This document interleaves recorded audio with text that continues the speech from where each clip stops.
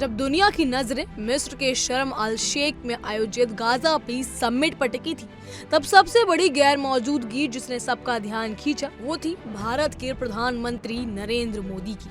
जहां एक और अमेरिका और मिस्र के राष्ट्रीय अध्यक्ष डोनाल्ड ट्रंप और अब्देल फतेह अल सीसी इस उच्च स्तरीय सम्मेलन की सह अध्यक्षता कर रहे थे, वहीं भारत की ओर से केवल राज्य मंत्री कीर्ति वर्धन सिंह इस ऐतिहासिक समिट में भाग ले रहे थे। इस सम्मेलन में 20 से ज्यादा विश्व नेताओं की मौजूदगी थी, जिनमें पाकिस्तान के प्रधानमंत्री शहबाज शरीफ भी शामिल थे। इस महत्वपूर्ण समिट में प्रधानमंत्री नरेंद्र मोदी की अनुपस्थिति ने अंतर्राष्ट्रीय कूटनीतिक गलियारों में एक नई चर्चा और अटकलों का जन्म दे दिया है। गौर करने वाली बात यह है कि मिस्र के राष्ट्रपति अल सीसी ने प्रधानमंत्री मोदी को इस सम्मेलन के लिए व्यक्तिगत निमंत्रण भी भेजा था।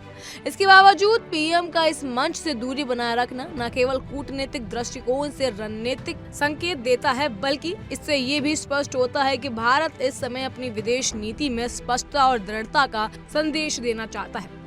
इस मंच पर आतंकवाद समर्थक देश का प्रधानमंत्री मौजूद हो, वहां प्रधानमंत्री मोदी की मौजूदगी को लेकर स्वाभाविक सवाल ही उठते हैं। सबसे बड़ा कारण यही सामने आ रहा है कि प्रधानमंत्री पाकिस्तान के प्रधानमंत्री शहबाज शरीफ की उपस्थिति के चलते सम्मेलन से दूरी बनाए हुए थे। ये फैसला अचानक नहीं था, बल्कि हाल ही की घटनाओं को देखते हुए पूरी तरह सोचा समझा और रणनीतिक था।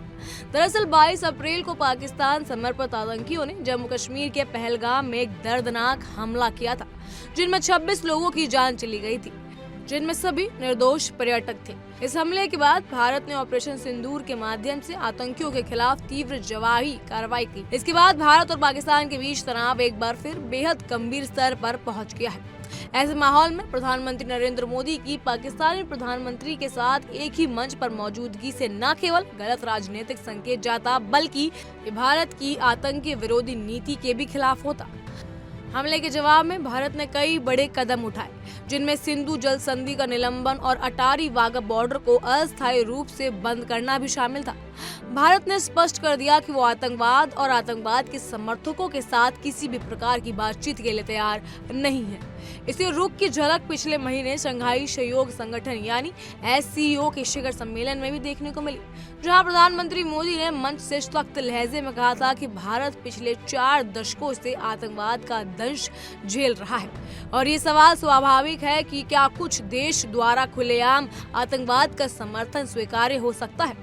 यह बयान उस वक्त दिया गया जब मंच पर पाकिस्तान के प्रधानमंत्री भी मौजूद थे। इन सब के बीच एक वायरल वीडियो भी है, जिन्हें प्रधानमंत्री मोदी और रूसी राष्ट्रपति व्लादिमीर पुतिन को शहबाज शरीफ के पास से गुजरते हुए देखा गया, जबकि सभी नेता ग्रुप फोटो के लिए कतार में खड़े थे। इस वीडियो ने भी इस बात को और बल दिया कि भारत ने रणनीतिक रूप से खुद को शरीफ के समीप आने से भी बचाया है। ये पहली बार नहीं है जब भारत ने अंतर्राष्ट्रीय मंचों पर पाकिस्तान के साथ मंच साझा करने से दूरी बनाई हो।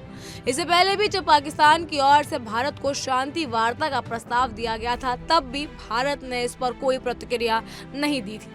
जुलाई में शरीफ ने भारत के साथ सार्थक वार्ता की बात कही थी, लेकिन भारत ने साफ तौर पर कहा ये संकेत देते हुए कि जब तक आतंकवाद पर कोई स्पष्ट नीति नहीं अपनाई जाती, तब तक किसी भी प्रकार की बातचीत संभव नहीं। इस पूरे घटनाक्रम में एक और नाम लगातार चर्चा में रहा, अमेरिकी राष्ट्रपति डोनाल्ड ट्रंप इस समिट में सह अध्यक्षता कर रहे हैं और उन्हें अंतर्राष्ट्रीय कूटनीति में अक्सर ऐसे मौकों का उपयोग खुद के लिए श्रेय लेने के लिए करते हुए देखा गया है।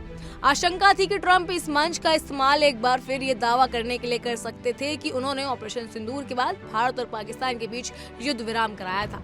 बता दें, इससे पहले भी उन्होंने अर्मेनिया और अजरबैजान जैसे देशों की नेताओं को फोटो सेशन के लिए खड़ा करके ये जताने की कोशिश की थी कि उनकी मध्यस्थता से दोनों दुश्मन देश एक साथ आ गए हैं।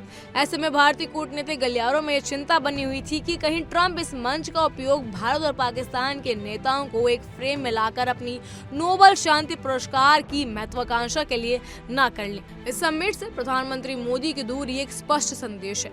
भारत अब अपनी विदेश नीति को केवल कूटनीतिक शिष्टाचार तक सीमित नहीं रखेगा, बल्कि हर कदम रणनीतिक सोच और राष्ट्रीय हित को ध्यान में रखते हुए उठाया जाएगा। गाजा पीस समिट में भारत की मौजूदगी राष्ट्रीय मंत्री के स्तर तक सीमित रखकर देश ने ये संकेत दे दिया कि जहां जरूरत हो वहां मौजूदगी दिखाई जाएगी, लेकिन राष्ट्रीय सुरक्षा और आत्मसम्मान के मुद्दों पर कोई समझौता नहीं होगा। भारत इस समय विश्व पटल पर एक जिम्मेदार, निर्णायक और मुख्य भूमिका निभा रहा है। प्रधानमंत्री मोदी का इस सम्मेलन में न जाना न केवल एक कूटनीतिक संदेश था, बल्कि ये भी दर्शाता है कि भारत किसी दबाव या दिखावे में आकर अपनी स्थिति को नहीं बदलेगा। पाकिस्तान और आतंकवाद के मुद्दों पर भारत की नीति अब सिर्फ सख्त नहीं बल्कि पूरी तरह स्पष्ट है। कोई बातचीत नहीं, कोई मंच साझा नहीं, कोई राजनीतिक फोटो नहीं। इस पर आपकी राय क्या है, हमें कमेंट सेक्शन में जरूर बताइएगा। फिलहाल के लिए इतना ही। तमाम खबरों के लिए फॉलो कीजिए इंडिया डेली को।